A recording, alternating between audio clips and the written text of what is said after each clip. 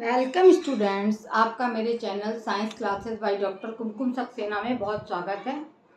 और इस समय हम चल रहे हैं 10th क्लास के क्लास 10th का जो चैप्टर है 12, जिसका नाम है इलेक्ट्रिसिटी या विद्युत। अभी मैंने आपको बताया कि किस तरह से इलेक्ट्रॉन के बहाव से जो है विद्युत धारा बहती है तारों के बीच में, और क्या संबंध होता है धारा का और जो आवेश बहता है कूलाम उसमें, और समय में क्या संबंध है, इसके बारे में मैंने अपने पिछला जो लेक्चर दिया उसमें आपको बताया है। तो बच्चों, ये 10th क्लास का बहुत इंपॉर्टेंट चैप्टर है जो विद्युत पर डिपेंडेंट है। हम जितनी भी रोशनी हमें मिलती है वो काहे से मिलती है? विद्युत से ही मिलती है। पंखे चलते हैं, कूलर चलते हैं, टीवी चल रहा है या एसी चल रहा है। आज का ज़माना ऐसा है कि हम विद्युत के बिना नहीं रह सकते हैं, लेकिन इसकी बारीकियां जो हैं आपको बचपन से सिखाई जाती हैं।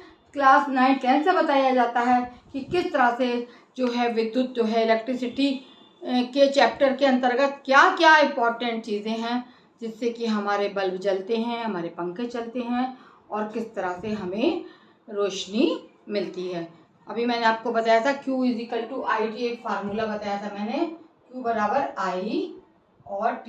IT से मतलब है Q है हमारा कूलाम आवेश जो बहता है, और T जो है वो समय है, और I जो है वो एम्पियर है या विद्युत धारा है। तो इसके बारे में, तीनों के बारे में मैंने डिटेल में आपको बताया कि किस तरह से कूलाम क्या है, आवेश का मात्रा क्या है, एम्पियर जो है वो हमारा SI में हमारा काहे का मात्रा क्या है, ये हमारा विद्युत धारा का मात्रा क्या है, और T जो है वो समय है। तो इसके ऊपर ये सवाल बनाया गया है। एक विद्युत बल्ब के तंतु में 0.5 एम्पियर विद्युत धारा 10 मिनट में प्रवाहित हो रही है। परिपथ में प्रवाहित विद्युत आवेश का मान ज्ञात कीजिए। ये फार्मूला बताया था मैंने, Q बराबर IT है ना। तो I बराबर कितना है हमारा? I हमारा दिया है इसमें 0.5 एम्पियर, विद्युत धारा का मात्रक है। और समय दिया है हमारा, T है समय, और समय कितना है हमारा? 10 मिनट। 10 मिनट को हम सेकंड में बदल लेंगे क्योंकि इसको सेकंड में बदल कर ही सवाल निकाले जाते हैं। 10 × 60 बराबर 600 सेकंड हो गए। अब हम इस फार्मूले में हमें क्या निकालना है? परिपथ में प्रवाहित विद्युत आवेश का मान ज्ञात कीजिए। Q क्या है हमारा? विद्युत आवेश है। तो Q का मान ज्ञात करने के लिए हम दोनों चीज़ों को इसके नीचे रख देंगे। I के नीचे हम IT फिर से लिख देती हूँ मैं। I के नीचे 0.5 और गुना ये हमारा 600। जब हम 600 का आप 0.5 से गुणा करके देखेंगे तो हमारा ये कितना आ जाएगा? ये हमारा आ जाएगा 300 कूलाम। इसमें हमारा आंसर क्या आ गया? 300 कूलाम। इस तरीके के छोटे छोटे सवाल विद्युत धारा पे आधारित, समय पे आधारित और कूलाम पे, यदि हमें I निकालना होगा तो I बराबर हो जाएगा Q/T। T निकालना होगा तो T बराबर हो जाएगा Q/I। अपोजिट संबंध होता है। तो छोटे छोटे सवाल आपके एग्जाम में आएंगे और इनको जो आपको हल करना है, ये नहीं सोचना है कि हम ये सवाल नहीं कर पाएंगे। कोई भी सवाल इस तरीके का आएगा तो आपको हल करना है। एक दो आपको हल कराए जा रहे हैं, उनको देख के ही आपको और सवाल भी करने होंगे। इसको नोट कर लीजिए।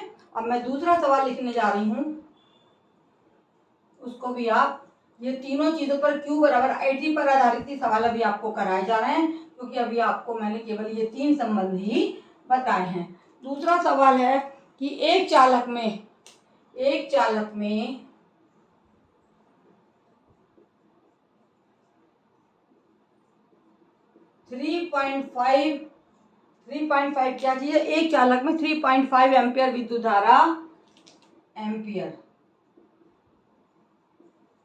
विद्युत धारा प्रवाहित हो रही है।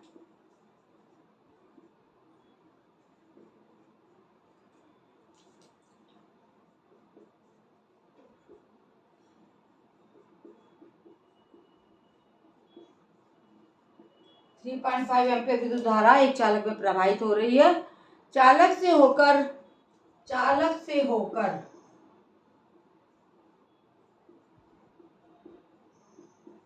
1 मिनट में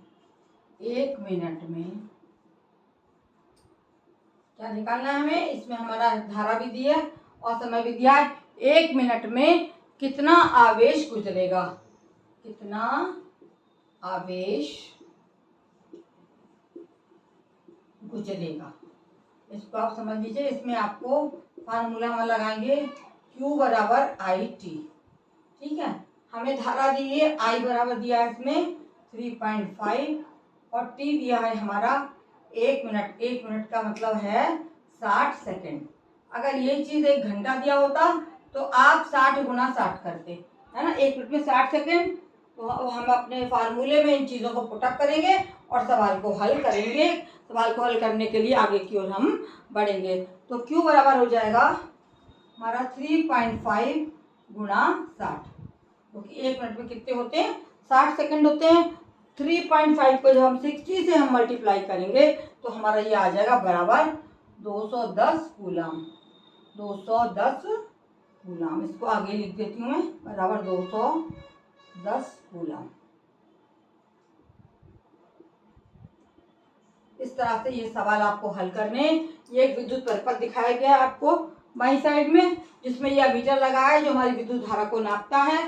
ये ऊपर बल्ब लगा है, ये कुंजी लगी है और ये हमारा तार लगा है जिसमें से विद्युत धारा बहेगी। ये सेल है, इससे जो है इसको ऑन कर, इसको लगाने से ही विद्युत धारा बहती है।